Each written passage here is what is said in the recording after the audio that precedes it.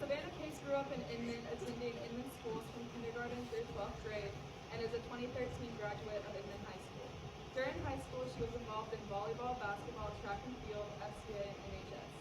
After graduating from Inman, Savannah attended Cowley County Community College on a track and field scholarship, where she earned her Associate of Science degree in 2015. Following graduation from Cowley County Community College, she was recruited by MidAmerica Nazarene University to compete in track and field, and she was also accepted into the School of Nursing. Savannah competed at the national level all 4 years of college, placing 5th nationally in javelin in 2015.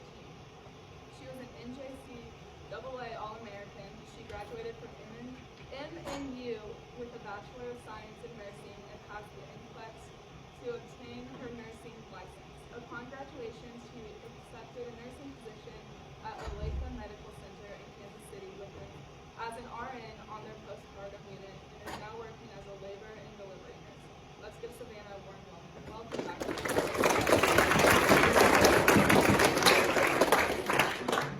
Hi guys. So for those of you, obviously like she said, I'm Savannah. If you don't know me, which I know some of you probably know my little brother Keaton, who's at K-State. So just a soft-spoken person, I guess. So after graduating from Inman, I was actually planning to go to K-State. I had a roommate picked out. I had everything in place. I knew where I was going to live, and then I started to get recruited for track. I had a full ride to Hutch to go there for track, and a couple other places, and I eventually changed all my plans and decided to go to Cowley County. Originally, I had no idea when I was going to school here, or maybe I just didn't listen very well, that there were any other community colleges other than Hutch. For me, I didn't really want to stay at home. I was ready to get out and kind of do the world on my own, if you will. So going to Cowley was a great decision for me. When I got to Cowley, I was able to take, I think, over 60 credit hours, and I came out at the end of it all not having any debt, which was pretty cool, for me at least. Let's see here. Oh, while I was there, I was also a resident assistant. So for those of you that don't know, and those of you that are headed to college soon, if you live in the dorms, you're going to have somebody there that's a resident assistant.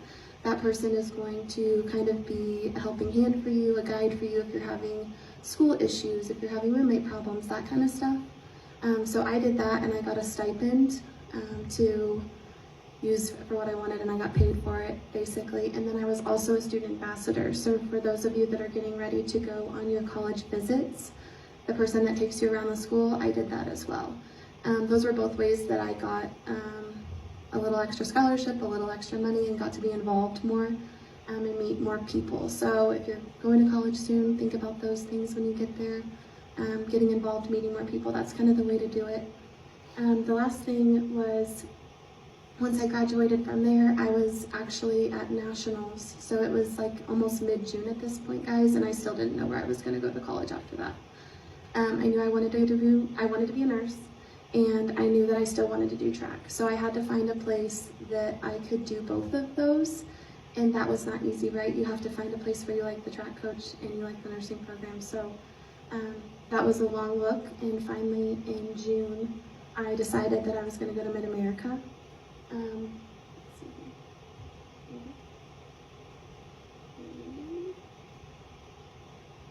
One of the big reasons that I picked MidAmerica was because it was in Kansas City.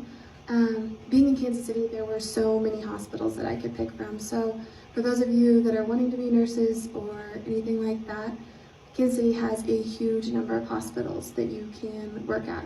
So during my time there, I had opportunities to do clinicals at like the St. Luke's Health Systems, which actually has, I think, close to 6 hospitals in the Kansas City area. There's Olathe Med, there's Shawnee Mission, there's Overland Park Regional, there's Children's Mercy, there's 2 of those, there's KU Med, which I did a lot of my clinicals at. So you have tons of options in terms of where you're going to get those experiences from. I also, let's see here, obviously I got a scholarship for track and then academics. So really important for all of you, your first 2 years, if you're wanting to be a nurse or to have those prerequisites, is to have your good grades. When I got recruited for track, the nursing program almost told me immediately that I would be accepted just because of the grades that I had and I'd worked hard for. So just keep that in mind when you get there. A lot of times I feel like we want to go to college and just have a little bit of fun. But when you get there, you do need to remember that your grades are really important and that it's important to keep working hard. Okay, so is anybody in here looking at doing sports while they're in college? Okay, so I'll say listen carefully. My track coach at my community college kind of always said, first rule was if you're early, you're on time. If you're on time, you're late. If you're late, you're left behind. So always be early for everything. Always be early in your schoolwork, for your practice, all that stuff. If you are looking at sports, I'll kind of give you a brief overview. Obviously, my schedule got a lot more intense when I got into nursing school. But my last 2 years, I would wake up every day at 6. I would have a running workout. I would go home to my dorm. I would shower, change, grab breakfast, sit in class from 8 to noon. At noon, when my friends were all going to grab lunch, I would go to the weight room. I'd spend my entire lunch break in the weight room, lifting. I'd go grab a to-go lunch. I'd eat that during my next classes. And then right after class was over, I'd go change and head out to practice. When practice was over at 5 or 6 in the evening, I'd go get dinner, and then I would go study. And that was every single day. So one of the other things that my second year coach told me was 100%. So that means you need to be 100% when you're at practice, and you need to be 100% when you're in the classroom. You can't let those areas overflow or overlap each other. So if you're at practice, you're thinking about being at practice. If you're at the classroom, then you're thinking about the classroom stuff. You can't let your mind go the opposite way, or you're gonna miss something or mess something up. So that's kind of what I learned there. Being an athlete, I also got to do a lot of traveling that I wouldn't have gotten to do had I not been an athlete in college. I got to go to California a couple times, Texas, Gulf Shores, Alabama, all the surrounding states were pretty much every other weekend. But we also got to take bigger trips like that, which was really cool.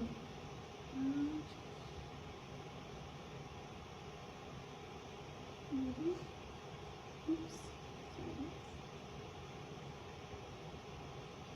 Okay, so how was nursing school?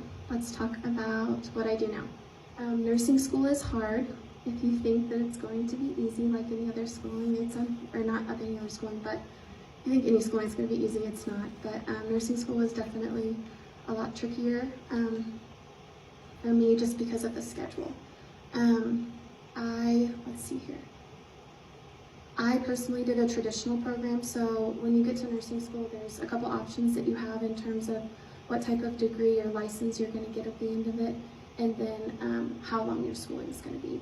So there's an accelerated program, and that's anywhere from 12 to 14 months, where you're going to be pretty much without a break.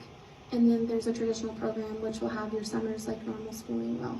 I obviously did the traditional, but if you think that you want to be a nurse, I know that Mr. Still said that there's a couple of you that are pretty dead set on nursing. An accelerated route may be for you if you're ready to just get out and start working. I would definitely look into it if that's something that you think you want to do. May I ask how many juniors, seniors looking nursing, CNA? Okay. Maybe we'll have a couple more at the end of this. No, I'm just kidding. So once you get to nursing school, your 4 semesters or your quadrants are going to have 6 clinical experiences for you. So in these clinical experiences, you are basically given the opportunity to kind of see what you might want to do in that area. You do 2 medical surgical ones, which I think one I was on like a progressive care unit, which dealt with a lot of respiratory stuff, and another I was on an orthopedic unit. So a lot of like leg breaks or people that had those kind of injuries. You'll do a labor and delivery rotation. You'll do a gerontology rotation where you're at a nursing home. You will do a pediatric rotation. So I was downtown in Children's Mercy with those kiddos there. And then you'll do your capstone, which is essentially based on your ranking in the classes, how most schools do it. You get like a top 3 areas of what you might want to do, and you get placed there. So I thought at that time that maybe I'd want to do the emergency room, so that's where I had my clinical capstone at. I would recommend, I know all of you, or he said a lot of you are getting your CNA. I would highly recommend you doing that and having that during your nursing program. We have a lot of girls at the hospital that I work at that work as CNAs on our labor and delivery unit or throughout, like in the NICU and in our tower. Those girls get, or people, most of them are females, they get first pick. Like if we have a job opening and they're in nursing school, they're the first people that we hire, or that we'll hire. They've already invested in us and we've invested in them for learning, so we're really apt to hire them, especially if they are hard workers and they're doing what they're supposed to do. So when you're in nursing school, if you have your CNA, I would highly recommend that you try a couple of different places or try to get on a unit that you think that might be what you want to do, because that can really help you wean out, is this actually what I want to do, or do I maybe want to try something else? It's kind of a good time to trial and error. And then if you find somewhere that you love, hopefully they'll turn around and they'll hire you in return. I will say if you do that, and that's with any job that you have though, definitely treat every day like it's your interview. That's what one of my clinical instructors told us, is that you have to act like you're interviewing every day that you're there, because if they see that you're a hard worker and you have a good attitude and you've got that team mentality, then they're absolutely going to want to hire you when it comes that time, okay guys? When I was also in nursing school, there's a big company called ATI. They do a lot of standardized testing, I guess you could say, for nursing. I did write a couple blogs for them just on like how I passed the NCLEX in 75 questions, and then I think it was what I wish I would have known when I started nursing school. So if you're interested in those, I can get those to Mr. Fonstiel for you to read later on. But just they were tips and tricks that I had learned along the way that I wrote for them.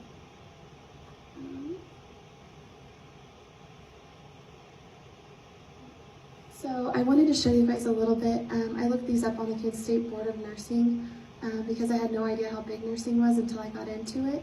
So in McPherson County alone, there's about 417 registered nurses in this area. In Johnson County, which is one county in Kansas City, there's over 11,000. So huge difference, and that kind of attests to why I stayed there and worked there. It's just a lot bigger, and I wanted those different experiences that I thought that I could get. The other thing is, if you look at the number of nurses, there's about 58,000, I think, registered nurses in Kansas. That number has grown by 2,000 to 3,000 people every year. So it's obviously a very growing field for all of you getting involved in it. And there's so many different things you can do that I had no idea you could do with a nursing degree. So for you guys thinking about being nurses, are you just thinking about being like in a hospital? Is that kind of your only area you thought about? Yeah, maybe. So as a nurse, you can go back and you can teach. You can teach obviously in nursing schools. You can be a school nurse, you can be a flight nurse, so the nurses that get on in the helicopters and go to transport. We have transport nurses in Kansas City that will, when we ship patients to a different hospital for different care, they're the nurses that ride in that ambulance and take care of that patient along the way. You can work with pediatric patients, you can work with babies, you can work with moms, you can work as a legal nurse, which is actually something I've learned about recently. It's really cool. If you like the legal side of things or the ethical side of things, you can work in management. There's really so many areas that you can work in as a nurse that you don't even realize. It's not just bedside nursing. One of the areas recently too that I thought was cool is, I don't know for you girls out there if you've seen all the like facial stuff and like all that's becoming really big. So a couple of my friends, they're actually like getting their injector license, and they'll be able to do like Botox and that kind of stuff, which is another cool way of nursing that I had no idea that was even out there. The last thing I wanted to talk to you guys about is what I do. I'm not going to talk about it a lot because I'm sure that you boys aren't very interested in labor and delivery. But I am a labor and delivery nurse. It's what I love. I work with moms, so typically anywhere from 19 weeks of their pregnancy all the way until they have the baby, and even after they have the babies, maybe 1 or 2. We triage like an ER basically, so we figure out why they're there. A lot of what I do is assessing the patient, seeing what's going on with her, and then talking to the doctor and making the plan of how we're going to go about things. As a labor and delivery nurse, you have to be able to communicate a lot. So that's me communicating with nursery and like the NNPs if they need to be there for delivery, that kind of stuff, making sure we're on board with what's going on with my baby. And then also communicating with the doctor so that they don't miss the delivery or I don't deliver the baby on accident. And then talking to just my coworkers in case I need help or anything like that. So you have to be able to communicate a lot with all those people and kind of foresee what's going to happen. We do go back in the operating room, so we get to see that side of nursing as well. And then I wanted to show you guys a little bit of what I do when I'm not looking at my patient. So we put 2 monitors on a mom's belly, and those are how we decide what we're doing. The bottom, in this bottom corner, you see they look like hills. Okay, so those are contractions. And then that top line up there is the baby's heart rate. Does anybody know what a baby's heart rate is supposed to be? Kind of a range. Anybody? So your baby's heart rate is supposed to be 120 to 160. Okay. Adults is like 60 to 100. So what my baby's heart rate is doing in relation to my mom's contractions tells me as a nurse what I need to be doing. Do I need to be turning her position? Do I need to be giving her oxygen? Do I need to be giving her fluids? Do I need to call the doctor right now? Do I have 20 other people in the room? So all of that kind of goes into what I do, and that's what I do every day. Not every day is a super happy day in what I do, unfortunately. Not every day is super great, but there are days that are super great. You just take each day at a time and you kind of learn from them and you go from there. So that's what I do. What hours do you work on? I work 7 p.m. to 7 a.m. So I get there at 6:30 and I leave about 7:30. And then in Kansas City, you drive about 20 minutes home and 20 minutes there. So I'd say 6 to 8 is when I'm gone from my house. And you said you're on call tonight. What do you mean by that? So in my area, we are required, and it's not every area. A lot of times it's units that can fluctuate a lot more on how many people we can have. So tonight I'm on call, for example. So from 7 p.m. to 7 a.m., I have to have my phone on me at all times. If I'm called, the minute that I get that call, I have 30 minutes to be at the hospital taking a patient. They can send me home if I get that patient delivered, and then our census goes back down, or I could end up staying all night. It just really depends. So we're required to do, I think, 20 hours of call every 6 weeks. So it's like an extra shift every other week, pretty much, of call.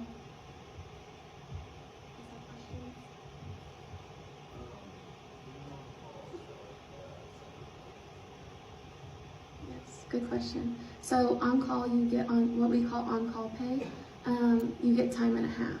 So what you make as your salary hourly, and then you get another half of that, and that's what you make an hour. So it's fun. It's a good day when you're on call and you get called in. You make extra bucks. Yeah. When I deliver a baby, so I'm there during the delivery. I've only almost delivered a baby once, and that's how I like to keep it. It's super happy. It never gets any, I don't know, it's the same feeling every time. You look at the parents, and the parents are super happy that they have their baby finally that they've waited for. So each time is different. It depends on how much you're connected to the patients, that kind of stuff. But yeah, it's super happy and exciting. Have you experienced the delivery going long? Yes, absolutely. I had one delivery that it's touching on what you talk about, but I had 15 medical providers in the room. So normally there's 4, if that gives you any idea of how that went. So, yeah. You have to work at staying calm. Yeah, so if you're super nervous, then your patient's super nervous. They have their baby inside of them that you're trying to keep safe, and they want to keep safe, and they've kept in this bubble this whole time. So, yeah, if you go in and you're freaking out, they're going to freak out, and you don't want them to freak out because you know what you're doing. It's just keeping them calm. I typically give all my patients a speech when we start the process. I tell them that if I come in and I have people with me, or if I put oxygen on you, or if I increase your fluids, or tell you to turn over, or flip this way or that way, that it's all okay, that just listen to me during it, and we'll get through it, and I'll tell you what's going on afterwards, but I just need you to listen to me for the time being. The calmer you are, the better people react, I feel like, so. Yeah.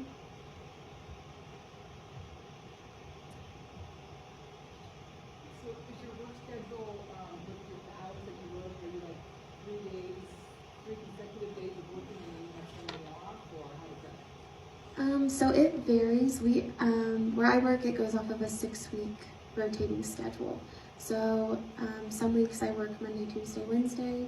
Some weeks I work Monday, Wednesday, Friday. It's never the same. The good thing about nursing is you can trade. There's actually parts of my schedule where I'll get 8 days off, so I can take a vacation and still be working full time, which is a really cool part of being able to manipulate your schedule like that. A lot of people can't do that with what they work or where they work. Sometimes I just work the weekends, so Thursday, Friday, Saturday. Sometimes I just work Monday, Tuesday, Wednesday. It's always changing.